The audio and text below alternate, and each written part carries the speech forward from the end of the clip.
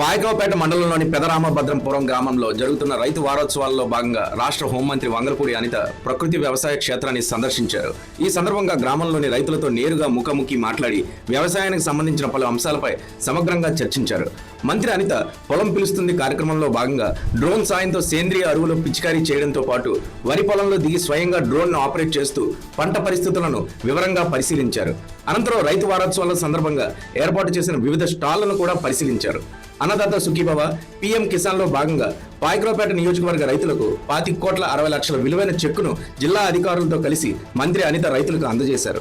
ఈ సందర్భంగా హోంమంత్రి వంగలపూడి అనిత మాట్లాడుతూ రైతు దేశానికి వెన్నుముక, రైతు ఎప్పుడూ రారాజే అని పేర్కొన్నారు.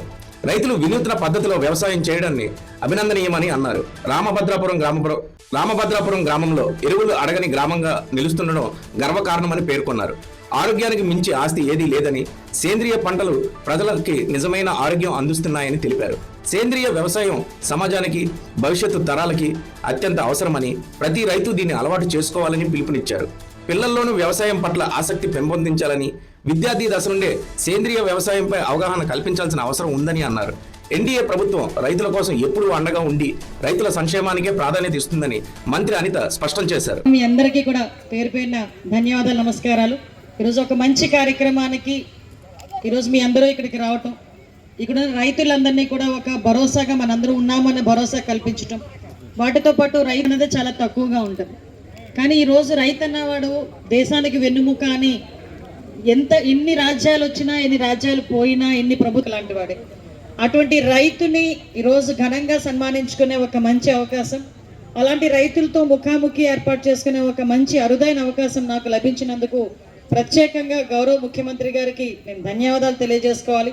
అదేవిధంగా వ్యవసాయ శాఖ మంత్రి అచ్చెన్నాయుడు గారికి కూడా నేను ప్రత్యేకంగా ధన్యవాదాలు తెలియజేసుకుంటున్నా. అతి ముఖ్యంగా ఈరోజు ఇక్కడ ఈ కార్యక్రమాన్ని నిర్వహించిన మా వ్యవసాయ శాఖ సిబ్బంది అందరికీ కూడా పేరు పేరున నేను ధన్యవాదాలు, నమస్కారాలు తెలియజేసుకుంటున్నా. ఎందుకంటే నేను పర్టికులర్గా మన జేడీ అగ్రికల్చర్ రైతుల ద్వారా క్లియర్గా చూపించే ప్రయత్నం చేసినందుకు ప్రత్యేకంగా వ్యవసాయ శాఖ అధికారులందరికీ కూడా నేను మనస్ఫూర్తి నుంచి తను చెప్పే విధానం కూడా ఎంత ఎఫెక్టివ్గా చెప్తున్నాడంటే, ఉన్న రైతులందరూ వాళ్ళ అనుభవాలు నిజంగా ఏదో ఆర్టిఫిషియల్గా చెప్పడం కాదు. ఒక అమ్మాయి వచ్చి చెప్పింది, నా కూతురికి ఆస్తమా ఉండేదమ్మా, నా కూతురికి కొంచెం బ్రీతింగ్ ప్రాబ్లం ఉండేది, ఈ ఆర్గానిక్ ఫుడ్ పెట్టిన తర్వాత నా కూతురు సైకిల్ తొక్కుకొని వెళ్ళి వాళ్ళకి అమ్మేసి వస్తుంది అని. నిజంగా అమ్మాయి చెప్పేటప్పుడు అమ్మాయి కళ్ళల్లో చూసాను ఎంత ఆనందంగా అనిపించిందంటే. ఇంకొక అతను పెద్ద ఆయన చెప్తున్నారు, అమ్మ నాకు షుగర్ ఉండేదమ్మా, నేను ఈ రైస్ తినడం మొదలు పెట్టింది అని నా షుగర్ కూడా కంట్రోల్ అయిపోయింది.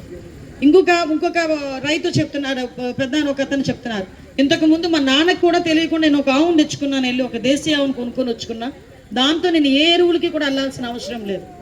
ఇందాక సౌజన్య చాలా గర్వంగా చెప్తోంది, మేడం ఎరువులు అడగని ఒక విలేజ్ నాకు కనిపించిందండి, ఆ విలేజ్ వాళ్ళు ఎవరు కూడా ఎరువులు అడగలేదు అని.